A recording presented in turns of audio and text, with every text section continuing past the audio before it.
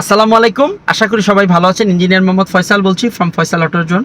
So আজকে আমরা একটা হুন্ডা বেজেল, এটা হচ্ছে নন হাইব্রিড গাড়ি, 2017 মডেলের গাড়ি, এবং এই গাড়িটা ফরিদপুর থেকে আমাদের ওয়ার্কশপে আসলো এবং আমরা করলাম। এবং এই গাড়িটা আমার শ্রদ্ধেয় বড় ভাই গত 1 বছর আগে উনি রিকন্ডিশন পোর্ট থেকে নিল, এবং এই গাড়িটা উনি এর আগে একবার আমি অন্য কাজ করছিলাম এবং আজকে উনি এই ইস্যু নিয়ে আসলো এবং আমরা সলভ করে দিলাম। সো ওনার গাড়িতে যে ইস্যুটা ছিল সেটা হচ্ছে নন হাইব্রিডের ক্ষেত্রে যে হিটিং ইস্যু।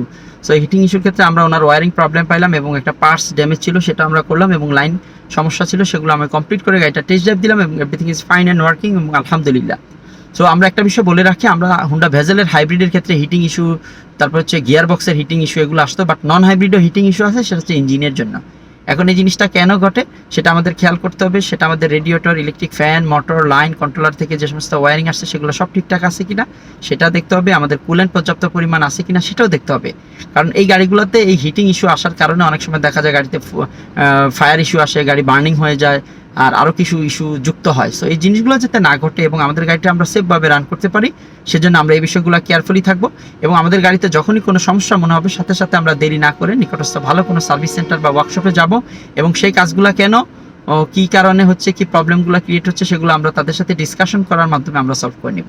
এবং এতে দেখা যাবে আমাদের গাড়িগুলো ভালো চলবে, মেজর কোনো ইস্যু আসবে না। ছোটো ছোটো ইস্যুগুলো ছোটো ছোটো আকারে প্রবলেম ক্রিয়েট হয়ে দেখা যায় বড় বড় যাতে প্রবলেম ক্রিয়েট না হয় সেই বিষয়গুলো আমরা খেয়াল করে রান করতে পারবো।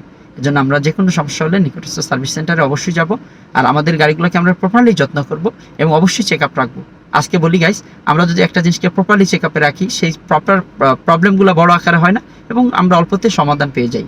এজন্য অবশ্যই আমরা এই বিষয়গুলো কেয়ারফুলি থাকবো। আমরা কাজটা কমপ্লিট করলাম, আমরা মালিকের সাথে কথা বলে কাজ কমপ্লিট করে আমরা টেস্ট ড্রাইভ দিলাম এবং he is happy and all right, আলহামদুলিল্লাহ। সো আপনারা অবশ্যই আমাদের জন্য দোয়া করবেন। আপনারা অবশ্যই আপনাদের গাড়ির মেজর এবং মাইনর প্রবলেমে সবার সাথে যোগাযোগ করবেন, নিকটস্থ সার্ভিস সেন্টারে যোগাযোগ করবেন, বিশেষ প্রয়োজন আমাদের সাথে যোগাযোগ করতে পারেন। সবাই আমাদের জন্য দোয়া করবেন। আর গাইস, অসংখ্য ধন্যবাদ, আপনাদের ভালোবাসা, আপনাদের ইন্সপিরেশন, আপনাদের সাপোর্টে এতটুকু আসতে পারছি, আল্লাহর কাছে শুকরিয়া, আপনাদেরকে ধন্যবাদ জ্ঞাপন করছি। আপনারা আমার জন্য দোয়া করবেন। সবাই ভালো থাকবেন, সুস্থ থাকবেন। আল্লাহ হাফিজ।